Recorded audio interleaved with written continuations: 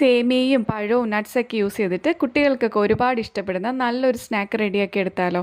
അതിനായിട്ട് 1 കപ്പ് സേമിയ 1 table spoon നെയ്യിലൊന്ന് roast ചെയ്തെടുത്തതിലേക്ക് അതേ 1 cup അളവിൽ തിളപ്പിച്ച പാലും കൂടി ചേർത്തൊന്ന് മിക്സ് ചെയ്ത് 10 മിനിറ്റത്തേക്ക് മാറ്റി വെക്കാം.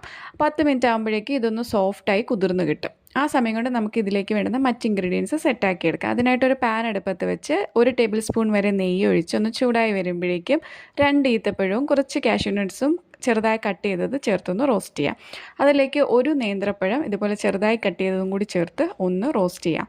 അതിലേക്ക് 2 ടേബിൾ സ്പൂൺ വരെ മാത്രം തേങ്ങ ചിരകിയത്, 2 ടേബിൾ സ്പൂൺ ശർക്കരയും ഏലക്ക ഇഷ്ടമാണെങ്കിൽ അതും കൂടി ചേർത്ത് പഴം ഒന്ന് സോഫ്റ്റായി വരുന്നിടം വരെ ഒന്ന് റോസ്റ്റ് ചെയ്ത് ഇളക്കി കൊടുക്കാം. ഇതിലേക്ക് നമ്മൾ നേരത്തെ സെറ്റാക്കി വെച്ചിരുന്ന സേമിയയുടെ കൂട്ടും കൂടി ചേർത്ത് കൊടുത്ത് ഒന്ന് ഇളക്കിയെടുക്കുക. ഒരുപാട് വേവിക്കൊന്നും വേണ്ട, ജസ്റ്റ് ഒന്ന് ഇളക്കിയെടുത്താൽ മതി. ഇപ്പോൾ ടൈറ്റായി തോന്നുകയാണെങ്കിൽ കുറച്ചും കൂടി തിളപ്പിച്ച പാല് ചേർത്ത് കൊടുത്താൽ മതി. എന്നിട്ട് വേറൊരു പാത്രം എടുത്ത് നമ്മളിതുപോലെ നെയ്യോ എണ്ണയോ ഒന്ന് തടവി കൊടുത്തതിന് ശേഷം നമ്മൾ റെഡിയാക്കി വെച്ച മിക്സ് ഫില്ല് ചെയ്തിട്ട് നമുക്ക് ആവിയിൽ വെച്ച് ഒരു 10 മിനിറ്റ് വേവിച്ചെടുത്താൽ നമ്മുടെ സ്നാക്ക് റെഡിയായി. മിക്കപ്പോഴും എണ്ണക്കടികളും ബേക്കറി ഐറ്റംസും തന്നെ ട്രൈ ചെയ്യാണ്ട് ഇങ്ങനെയൊക്കെ ഒന്ന് ട്രൈ ചെയ്ത് കുട്ടികൾക്ക് കൊടുത്തു നോക്കൂ. അവർക്ക് എന്തായാലും ഇഷ്ടപ്പെടുമെന്നാണ് എനിക്ക് തോന്നുന്നത്. ട്രൈ ചെയ്ത് നോക്കിയിട്ട് അവർക്ക് ഇഷ്ടമായിട്ടുണ്ടെങ്കിൽ ഫീഡ്ബാക്ക് പറയാൻ മറക്കരുത്.